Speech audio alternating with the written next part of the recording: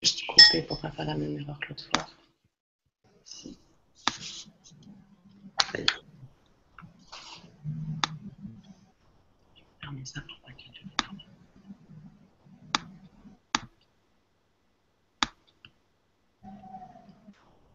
Voilà.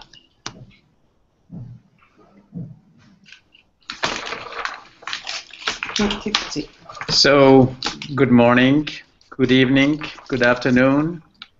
Good evening. Hear me? Good morning. Yes, morning. Good afternoon. Hold on. 1, 2, 3, 4, 5, 6, 7, 8, 9 of you. So, first of all, let me thank all of you who sent a message after the 6th lecture. Caroline and myself are really impressed by how many. We received dozens of messages. It's really important for us, and we're discussing about some kind of follow-up after the summer. So first of all, thank you, all of you.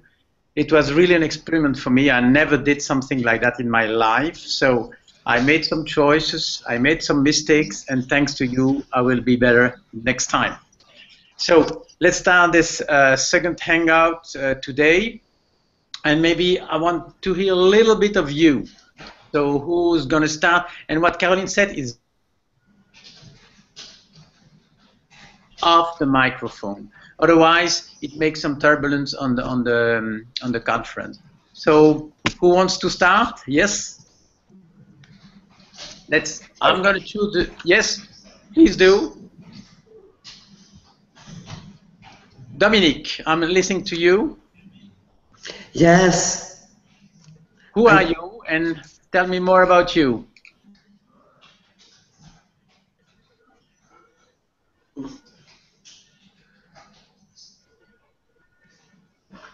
Do you hear me?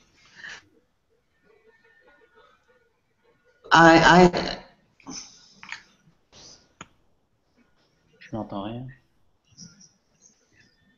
Rien du tout? Non. Oui. Ah, no, I...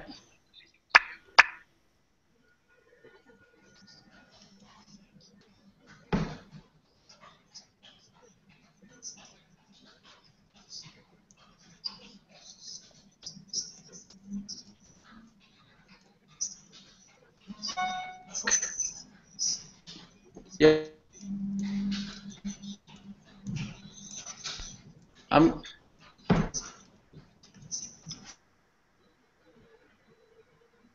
Do you hear me?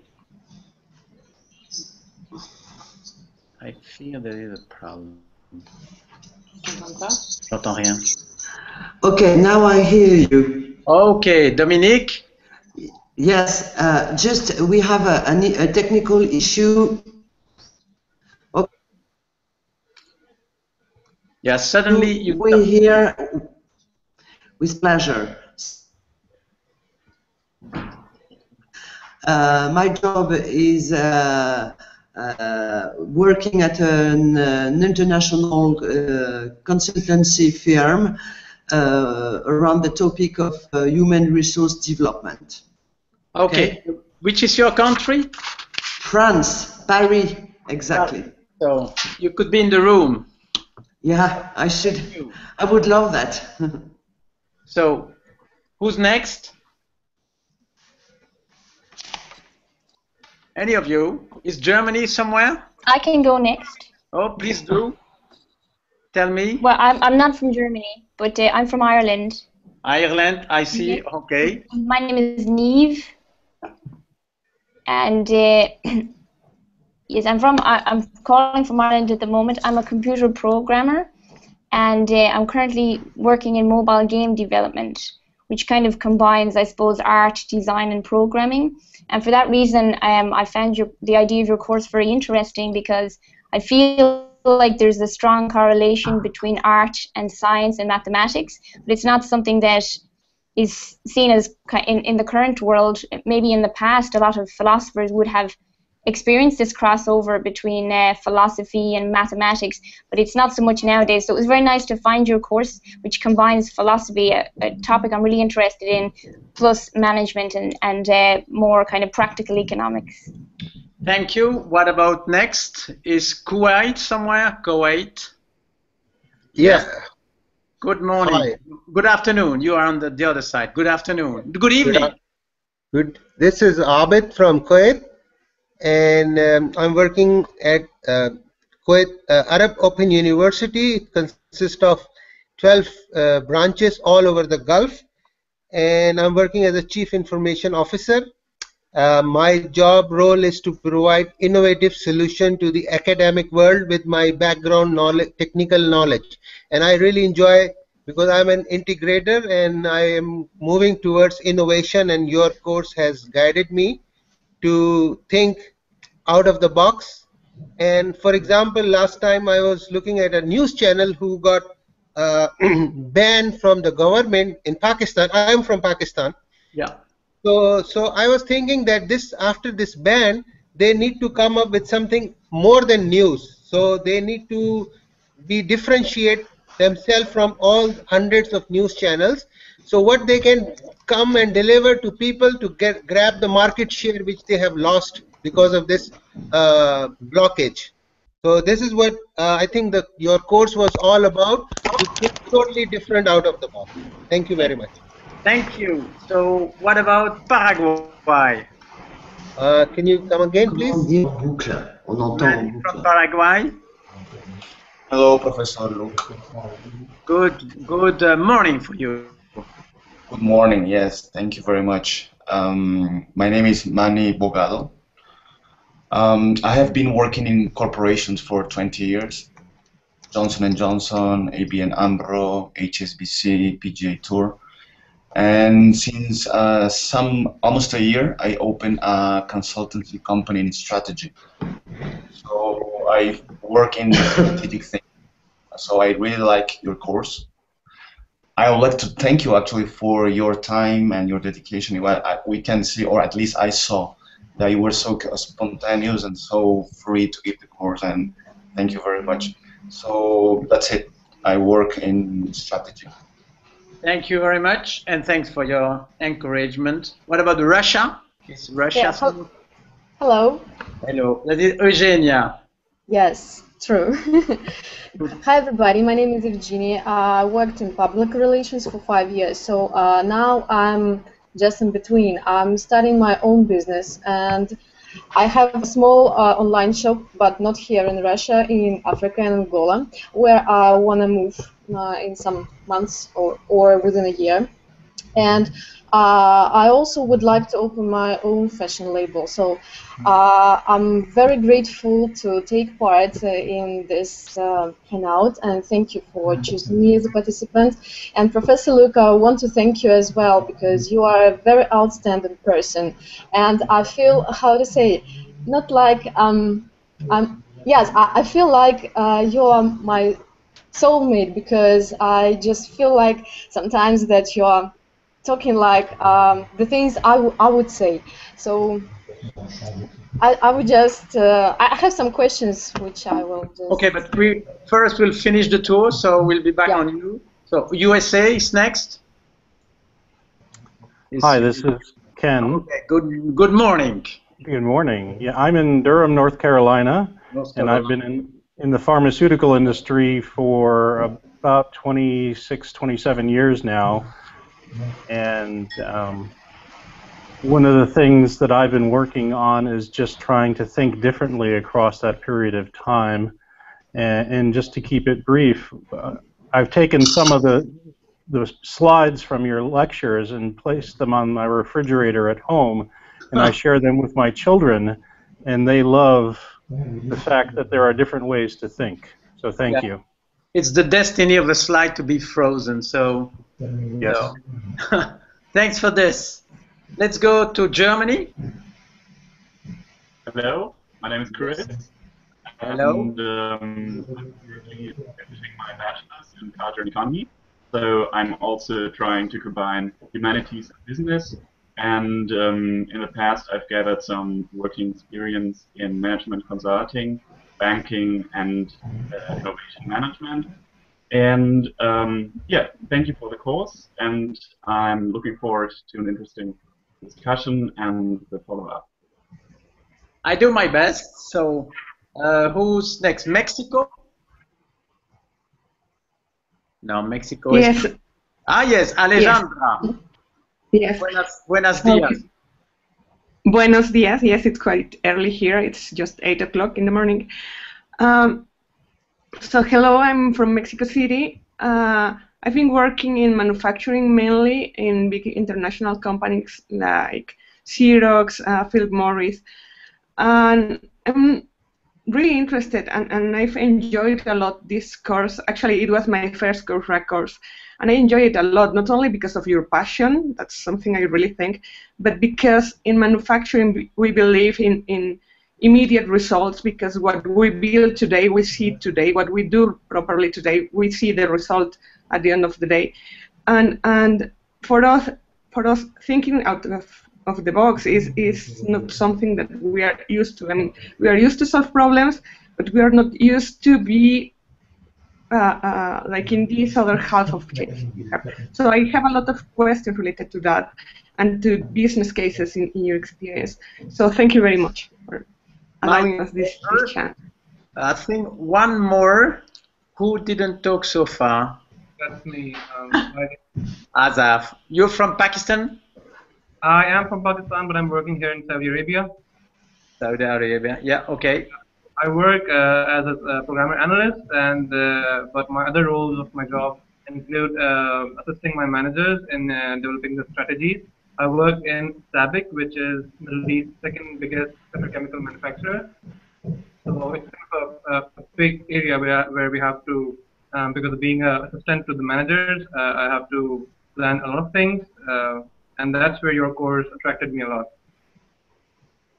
Thank you, all of you. So maybe the first thing I'd like to do is to answer a question not from you. Because, as you know, this is an open forum. You were selected, others were not selected.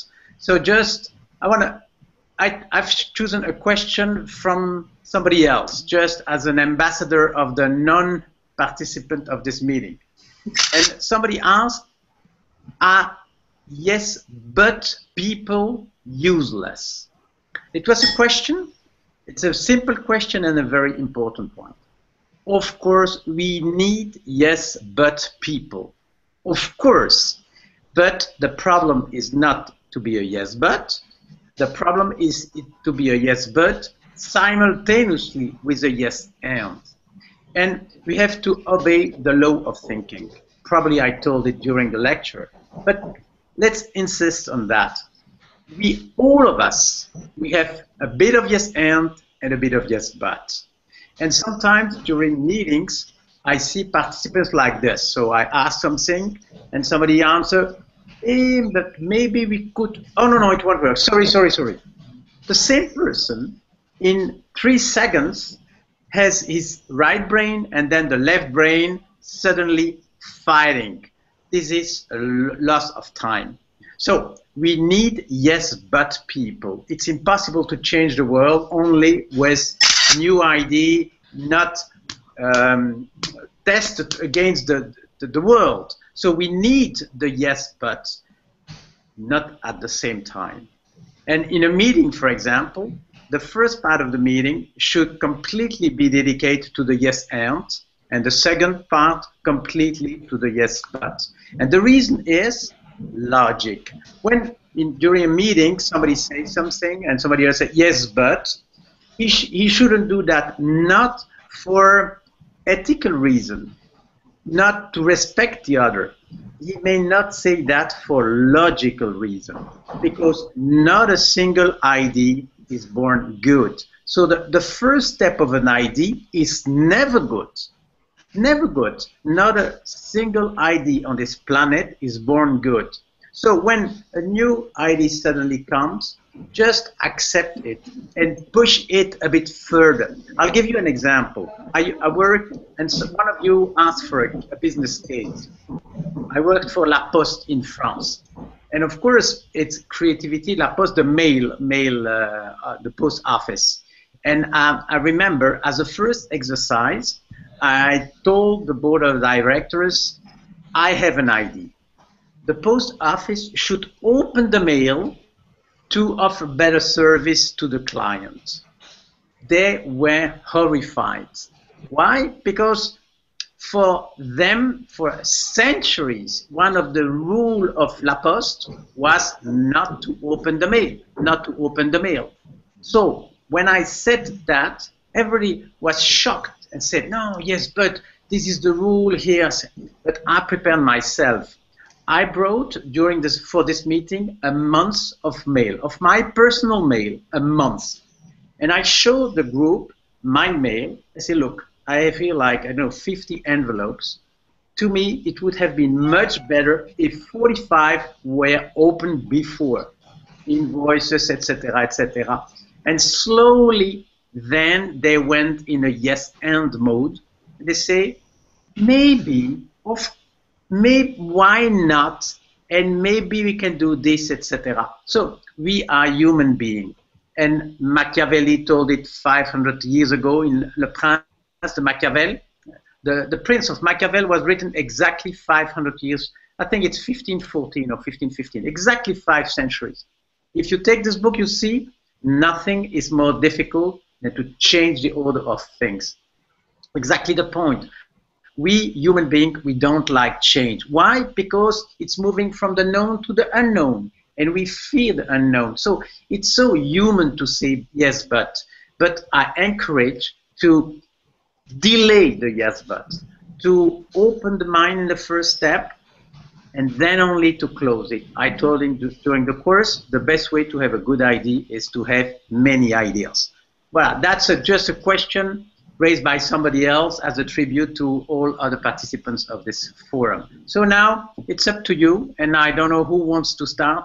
I've seen your question. There are many, many different, all of them are excellent questions, so please go ahead.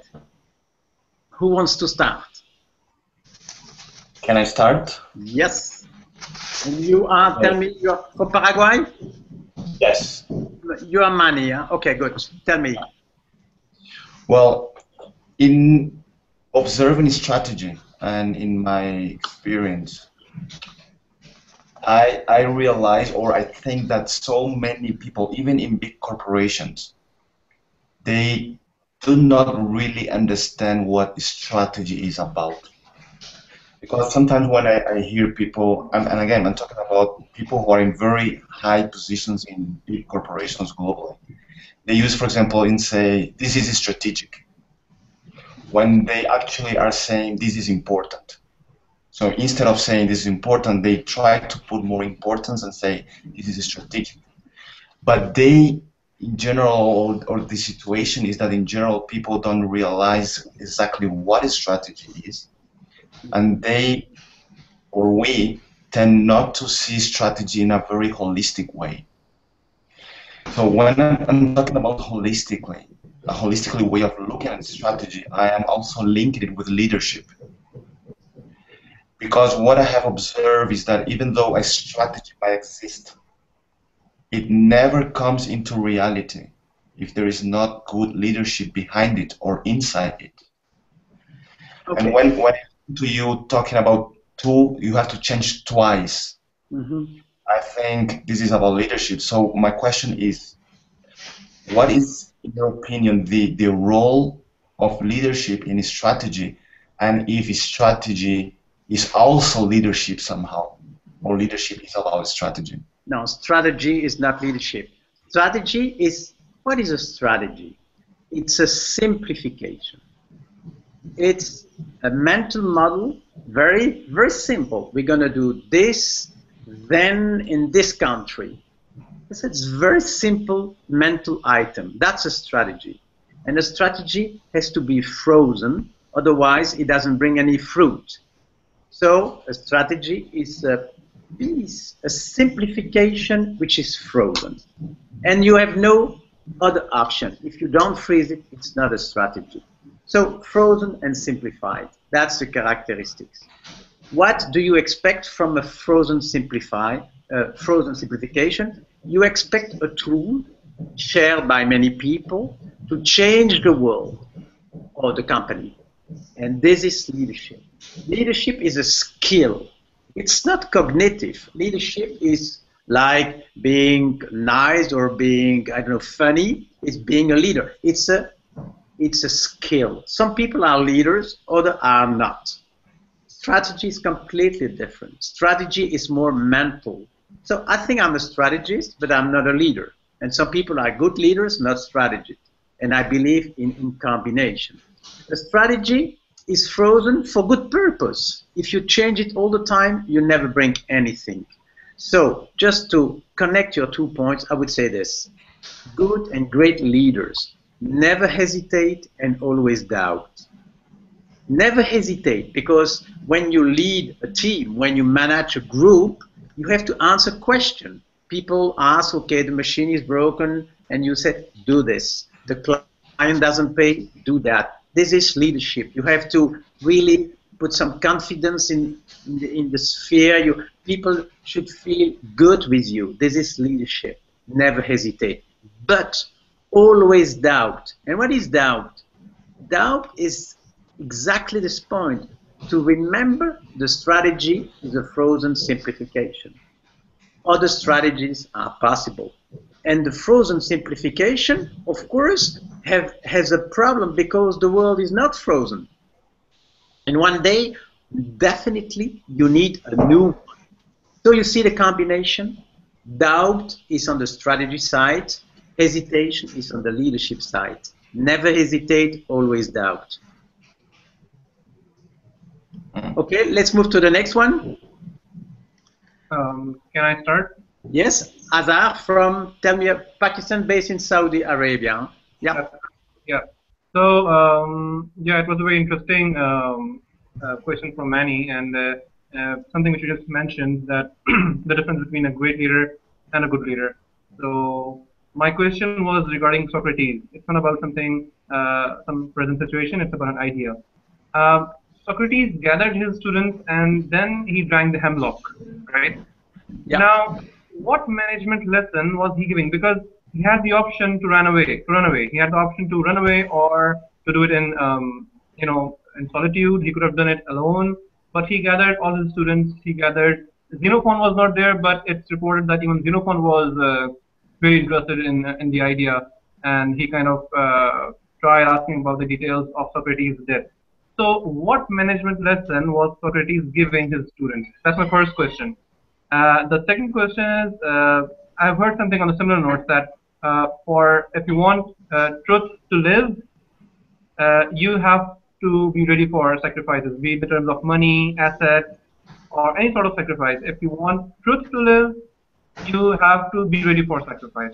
I mean, you have to be honest with your purpose. Do you think this message of giving up for the true message, for any message that is that you believe on, do you think the managers of today, be it in any corporation, do you think they should also understand this point? Because currently what we see in most companies, or at least that's how we feel, that managers are not really given to the idea of giving up for the benefit of the company.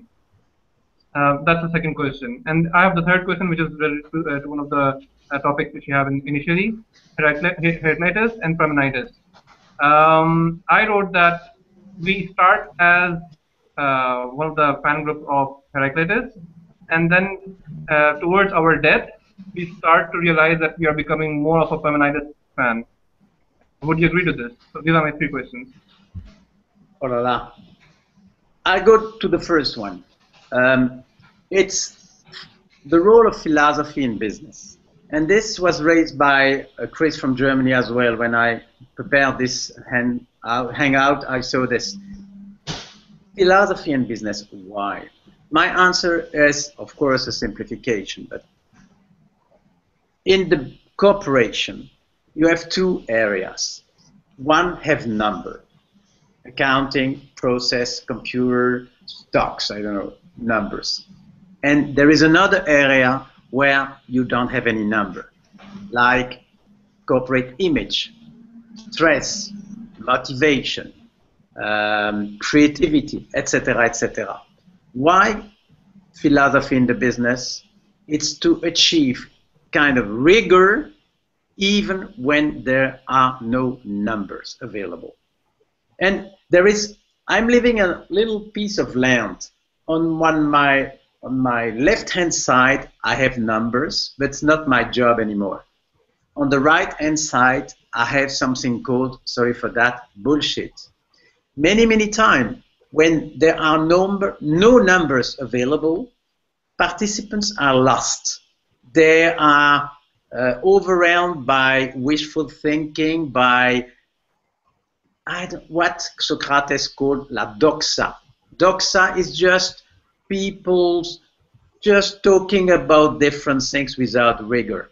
The philosopher is asked in the business world to achieve rigor when there is no number. That's my main answer. And it's the, are you okay with this answer? As your first question? No, the first one, not exactly, because my question was, what management lesson was Socrates giving to his students when he was drinking hemlock in front of them? I mean, why in front of them? He could have done alone. Why? Yeah, but the question is it really possible to teach philosophy? Not that easy. Not that easy as a question. I've been asked by somebody, which is the difference between philosophy and wisdom? And at first sight, I said it looks similar, but there is a big difference. Wisdom has no history. Wisdom has no, I know, like no past. It's something. So can you really teach philosophy? I'm not sure. As I tell many people, I don't think we can bring food. We don't bring recipe. We try to make people hungry. Descartes, the French, Descartes said, it's all about to have clear and distinct ideas. I think the real value of philosophy in the business is to organize the discussion, to be sure the same word is understood the same way by the different people, to be sure when, for example, somebody has an idea, we have, if there are no numbers available, we use a criteria just to be sure we can assess the evolution, etc. This is, I think, the main strength of a philosopher in a corporate world is this rigor where there are no numbers. So maybe we can switch to somebody else because you're a lot of you tonight. So who wants to? Hello, are you still there? Yeah, this is Ken. Can I go ahead? Tell me again, from North Carolina. From North Carolina, yes. So at the end of the first Google Hangout, you had mentioned that philosophy is not about being right, but being useful. Can you expand upon what useful means to you, especially in an uncertain environment? So I saw you had a question about what the role of a consultant, and when you sent to Caroline your question, it was about the mindset, what's a consultant, etc. So being used, what is a consultant? Probably he can advise on useful models. That's my definition. When you enter a company as a consultant, you know very little of this company. So the goal is to be useful. I often as a joke tell, my job is about ignorance management. You know, knowledge management is, yeah, you can have knowledge management in many different companies. Our skill is we don't know, and we go back a bit to Socrates. He was always convinced his ignorance was his strength. So when you don't know, I think you can be useful by raising appropriate questions, etc. So we don't have the choice. If you're a consultant, if you're a manager, if you are a mother, if you're in the army, you have to respect the laws of thinking. So being useful is this, probably it's a skill to feel probably this model will be more useful than the other model. That's all about my job. For example, in the BCG where I work, we have, I don't know, maybe 50 different models. Part of the role of a consultant is to select the model. Okay, here's the problem. I have the feeling this model will be more useful than another. But Ken, yes. Could you come back, please, and eventually go back to your question? Maybe I missed a point. Yeah, no, it's about the uncertain environment, which I think you covered. Yeah. So, uncertainty is probably the most frequent topic I meet these days. And again, I will repeat, you have two kinds of uncertainty. If I ask you who's going to win the soccer World Cup in Brazil, you don't know, I don't know, this is uncertainty. But we know exactly what we don't know. And this is not really the problem in the business. As long as we know exactly what we don't know, we can have like, okay, probabilities, etc., etc. The real challenge is about rules. Let's take, for example, the chess game. If you play chess and you move the queen, okay, you are in an uncertain position. You don't know what's going to be the reaction of the other. Uncertainty. But something remains true. The rules are unchanged. If you take an amateur in chess, champion in chess, maybe they are really different. Definitely they are different. But one thing is common for both of them, the rules. The rules. So, to talk about uncertainty without a frozen set of rules is not a big deal. And we know how to do. The problem today is the rules are changing. If you take, for example, the low-cost airline, so Ryanair and EasyJet and companies like that are called low-cost airlines. To me, it's not a good idea.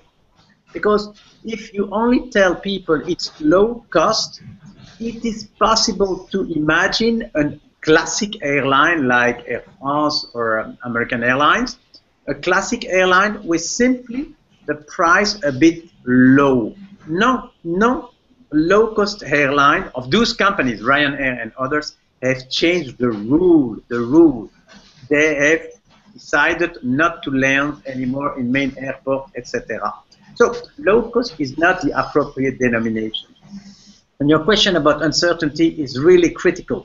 Don't confuse both. The problem now is the rules of the business are changing. And that sometimes put people completely lost. They don't know how to do. In French we say, dans le doute, abstiens-toi. If you don't know, don't do anything. No, we should go against that. If you don't know, please act. And if you don't know even the change of the rules, you cannot make any forecast. And what's the better? Prepare. And what is to be more better prepared? It is to probably in the pockets, in your mind, put additional models. But if all of them are simplification, but they are helpful because it's like seeing probably the future. We should talk about futures with an S. At any time, have in our mind 3 to 4 different futures. That would help. But again, a scenario, because I'm talking about scenario, is a model, is a simplification. And I go back to the main model of the course. Thank you. Can we move to somebody else, or Can I move? Yes, please do. Okay. I wanted to discuss business cases. Like, I'm from the engineering side, so I always need like more tangible examples.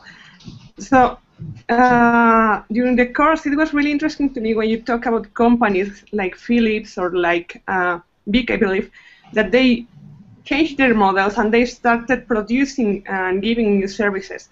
And it was really hard for me to see, coming from manufacturing side, how this happened. I mean, I cannot imagine in my factory going there and telling people, you know what, today you are making, I don't know, pens. And at least in all Latin America, people get really proud what they build, and I remember once a worker told me, I am the best pens worker in the world, because they get really proud with what they produce. So now, next day, I'm telling him, you know what, now you're going to produce razors. So I believe this second part of change that you mentioned has to be really carefully handled in order to go from one step to the other. Could you share with us some insights about that in your experience? How do you do that? I mean, for me, it's all this about change management. But I believe that since you are changing all the core idea, it's quite hard, mainly in areas like, for us in manufacturing, we have been working with models, with the same models for, I don't know, over 100 years, since Ford and all that.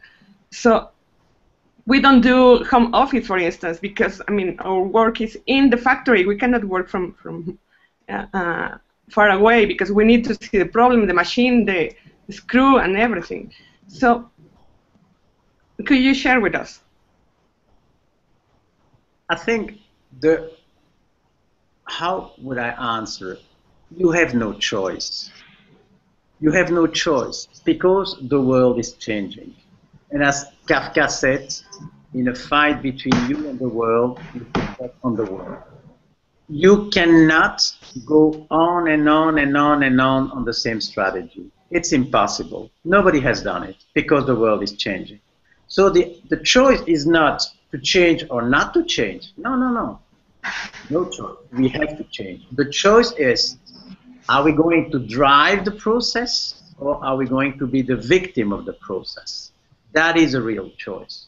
And I know it's not easy. I know it's not easy. But there is no alternative. Sometimes I ask myself, imagine a perfect corporation. A company where everybody works perfectly. The question, what is the role of the CEO? In a perfect company, you could answer, I can go play golf. No, no, because the world is changing. The role of the CEO is to manage the process you just described.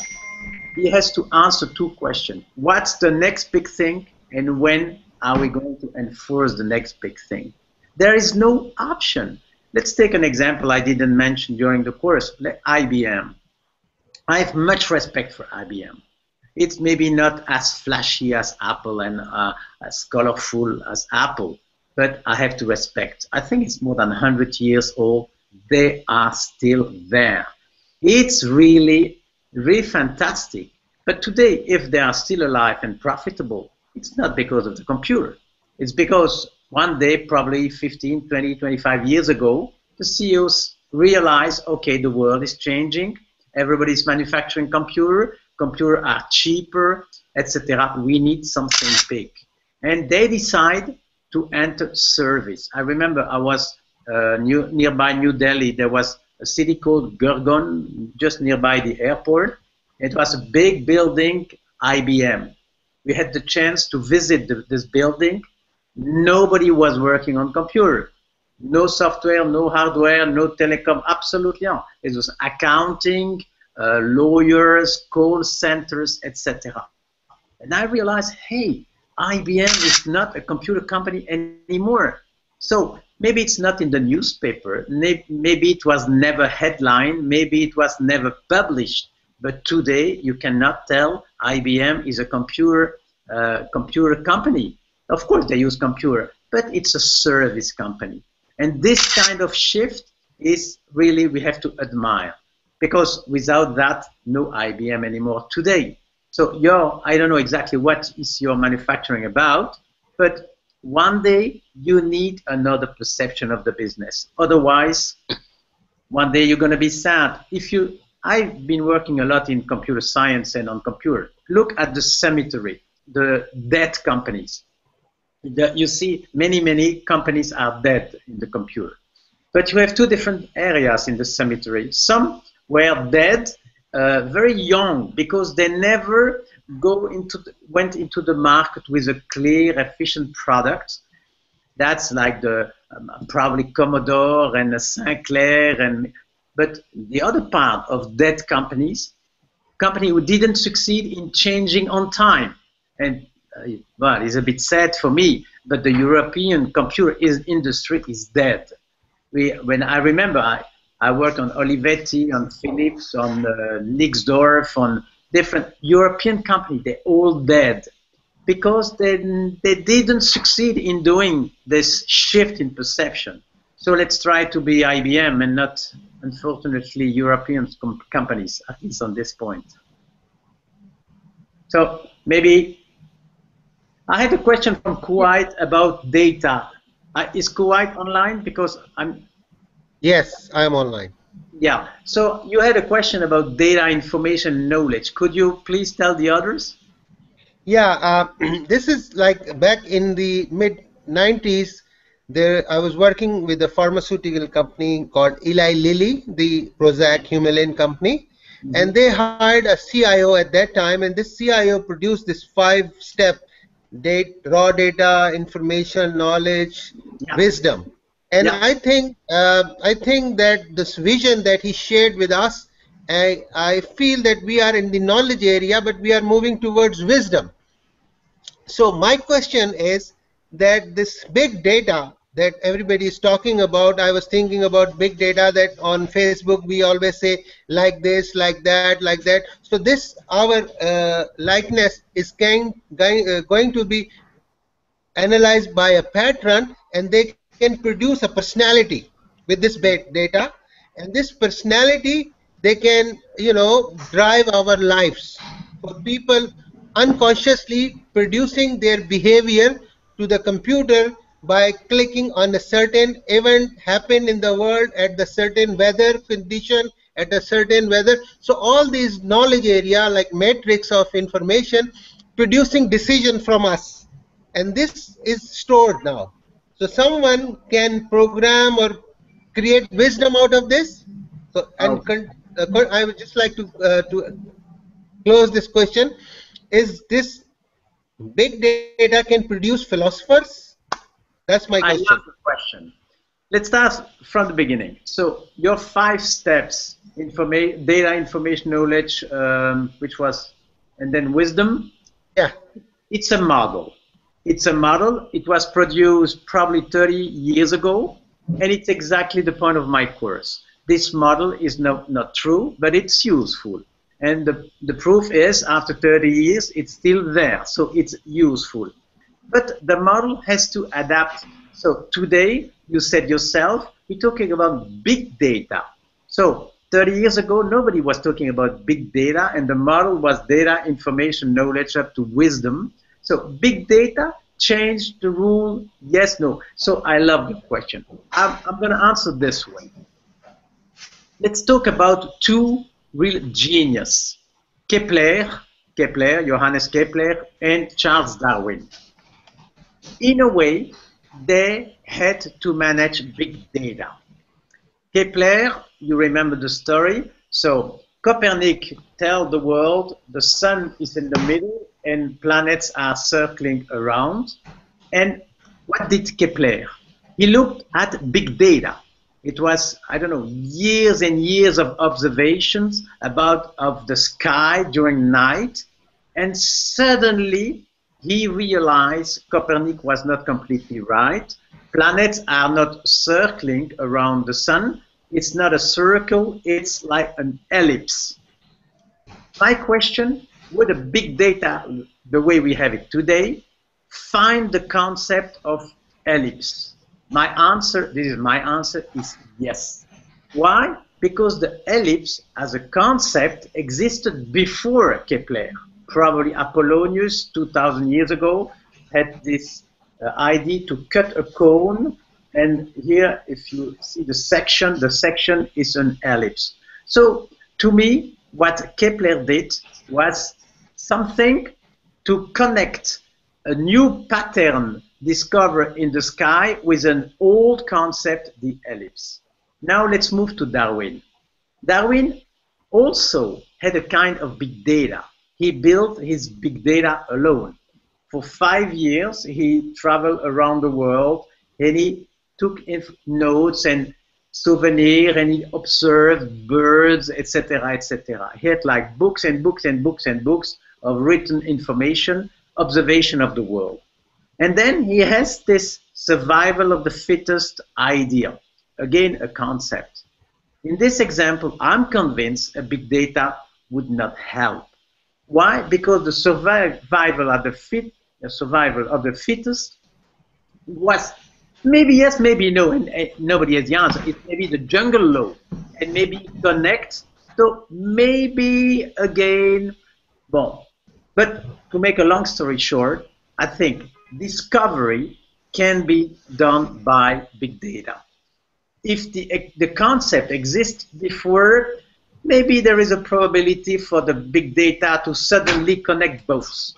Discovery can be made by big data, but not invention. And that's my point. An invention, what is a concept? A concept is, no, let's put another way. If you want to conceptualize, you have to forget.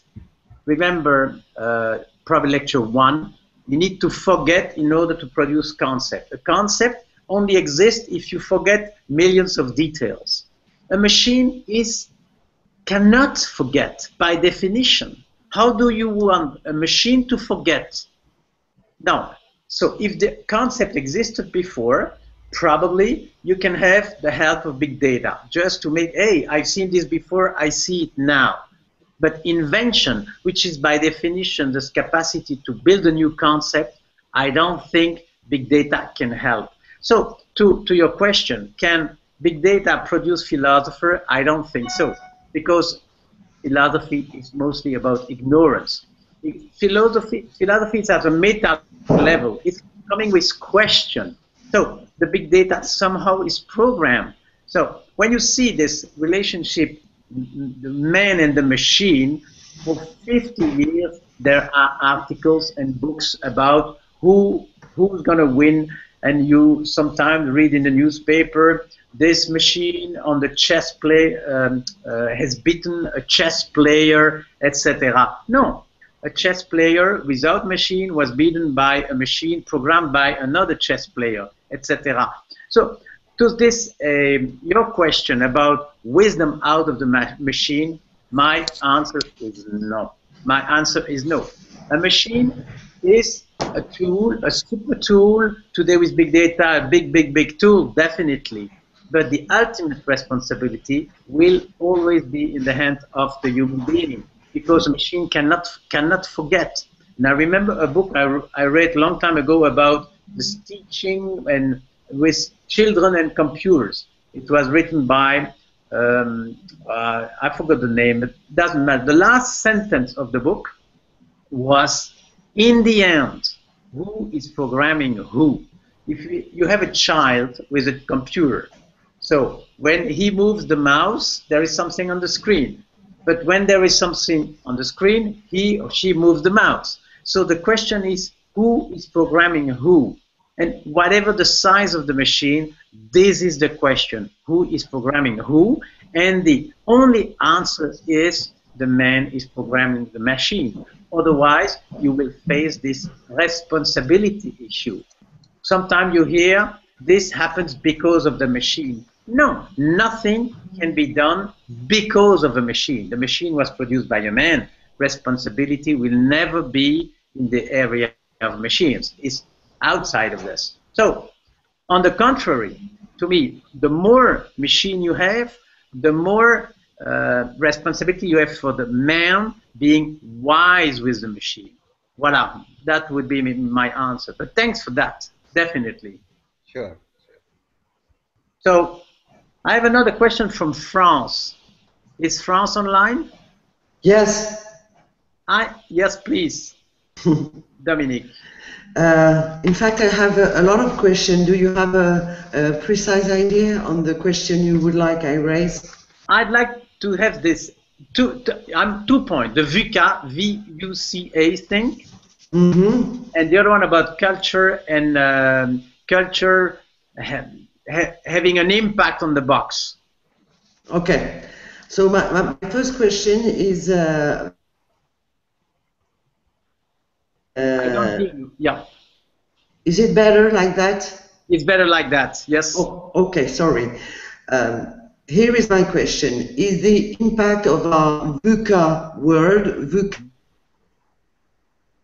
okay, complexity, ambiguity? I will repeat. You will ask, I will answer to the question. So, VUCA means volatile, uncertain, complex, and ambiguous. Are you okay? And it's used to characterize the world today. This is again just what I said to the 5 steps models of the information, data, etc. thing. VUCA is a model, and this is a model I think which is not useful. Why? But this is my personal view. The reason is, if you take the 3 first, volatile, uncertain, and complex, okay, those are 3 characteristics of the world. I agree. But if you take number 4, ambiguity, and I told it during my lecture, ambiguity is not a characteristic of the world. Ambiguity doesn't exist in the world. So sometimes during a meeting I hear people, hey, this situation is ambiguous. This makes no sense. If you tell somebody this is ambiguous, it is because in your mind you have 2 different ways, or 3 or 4 different ways to understand the situation. So I challenge the VUCA. I think this is not a good example of a model because it adds confusion between characteristic of the world, V, U, and C, and characteristic of the human mind, sometimes this feeling of ambiguity. So this is, I'm happy with your question to show that we have to challenge the models, and some models are not useful. If you take VUCA as a model, to me you're lost because you handle simultaneously the 2 sides of the model, the world and yourself, with ambiguity and the 3 others, and it's not efficient to me. I think you're right. Because this is highly provoking. Tell me. No, I think you're right. This is a confusion between a description of the and a perception of not being able to think this world. And about your second question, because we lose you from time to time, so I repeat your own question. You said about the relationship between culture and mental models. And your question was, and I'll take it here, are there some, I don't find the question anymore, but in the way you perceive the world, definitely some dimensions are cultural. When you go to Holland, you go to Chile, you go to Asia, of course, the way the culture around you has an influence on the way you perceive the world. But on the other hand, some parts are, to me, universal.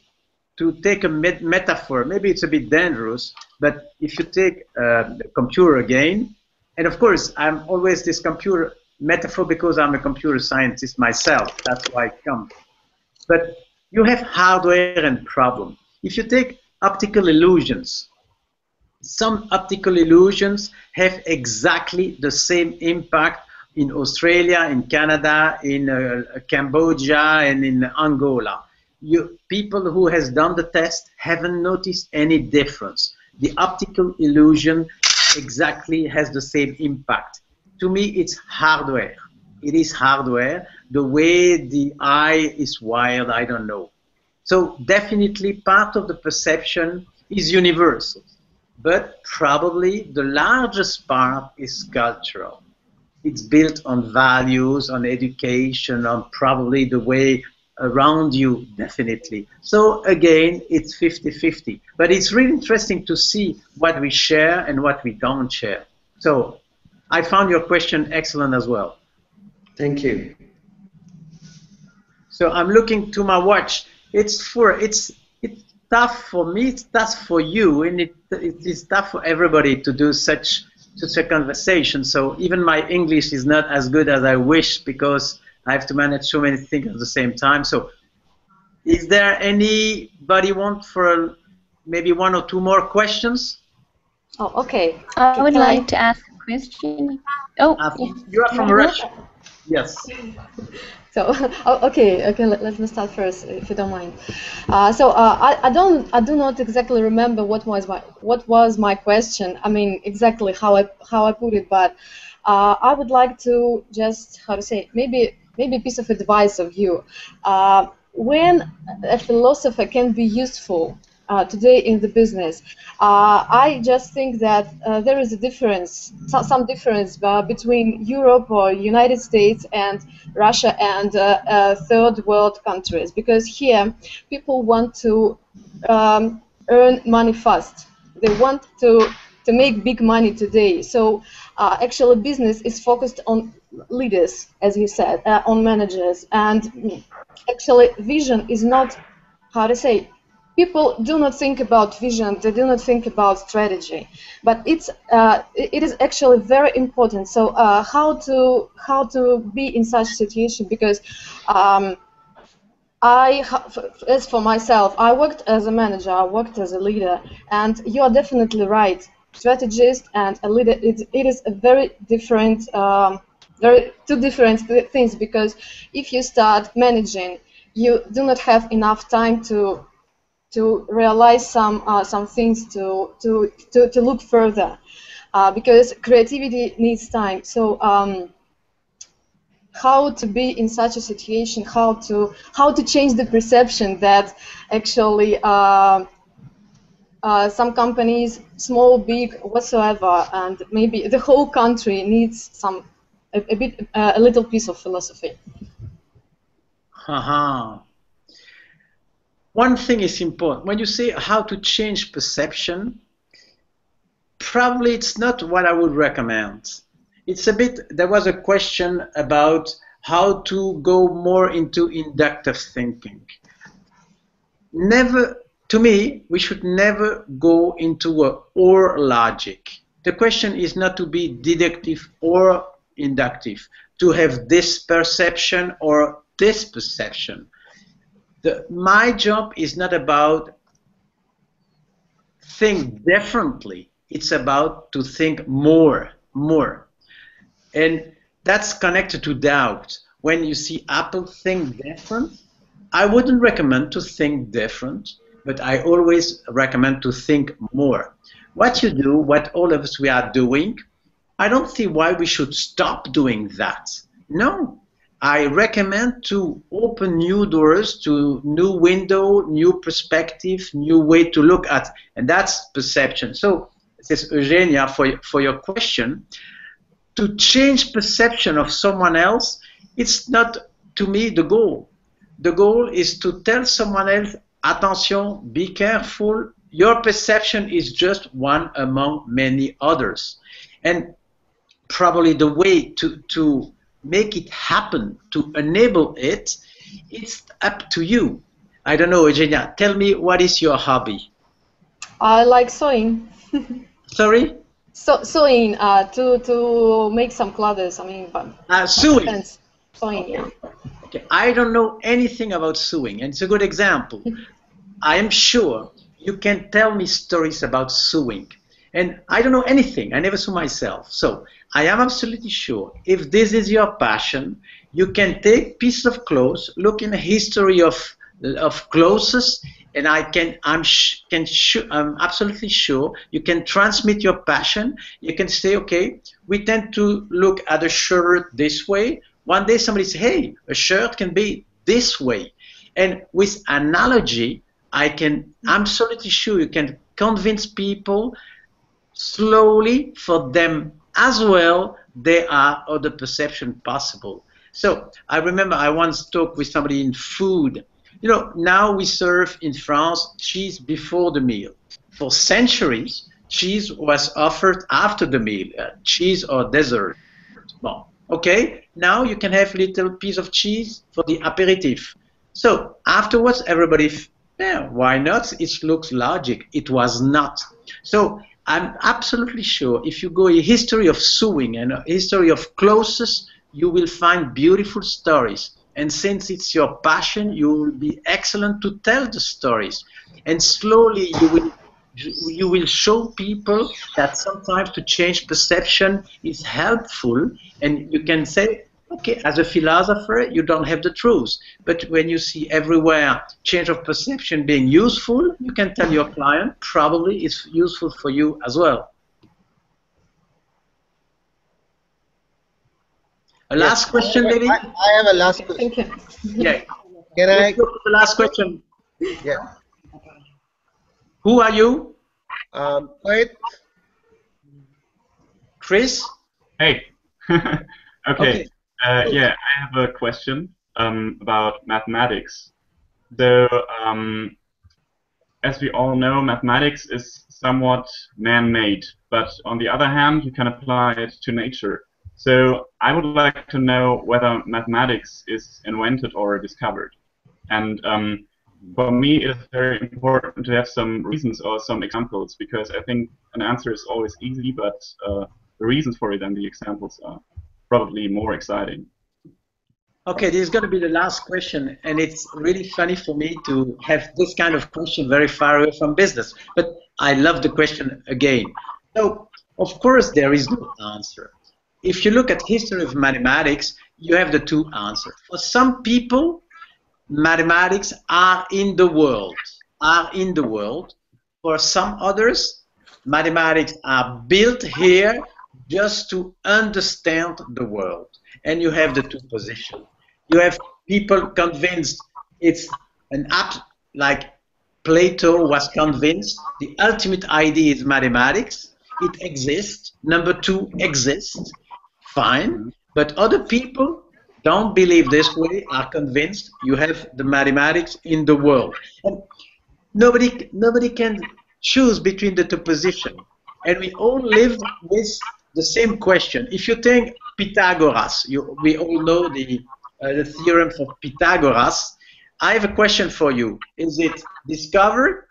Was it invented or was it created? Nobody can answer. If you say Pythagoras theorem was discovered, it means that it existed in the world.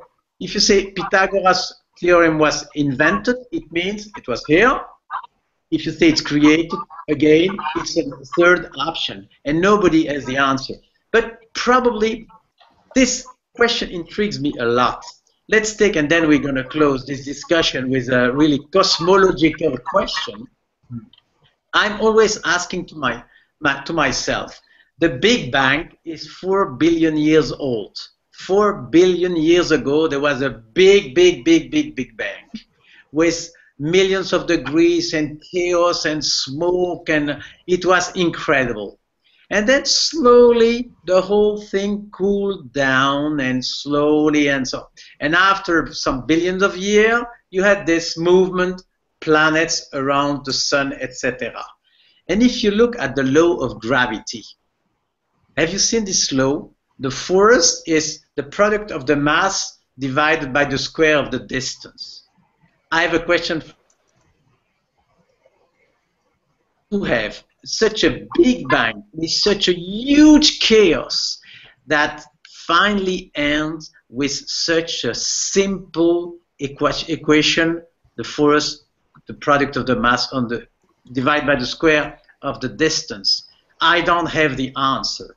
But this is a beautiful example of a question it's good to live with, just to remember we will never know the final truth of everything, and that the main, probably the best attitude is to keep everything open. So maybe mathematics are in the world, maybe mathematics are a product of the human mind, and it's good to live with the two options. Okay, thank you very much. My pleasure. So excuse me, I'm the last person. Ali, yes, go. To not ask my question. It's just really quick. It's about the idea of degrowth, which seems to be a trend now in across Europe with the sort of struggling of the economy and whatnot.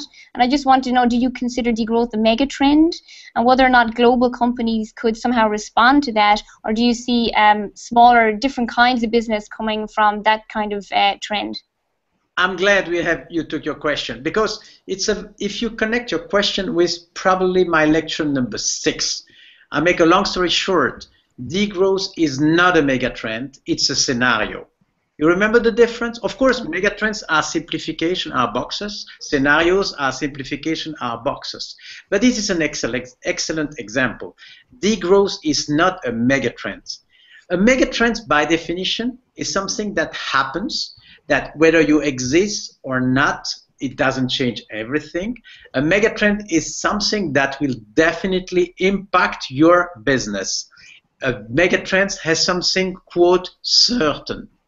A degrowth, and I'm living in Europe, I hear about degrowth, different. Of course, it's a scenario. But when you go to China, when you go to some other countries of this planet, you don't hear about degrowth. It shows that degrowth is not a megatrend, it's a scenario.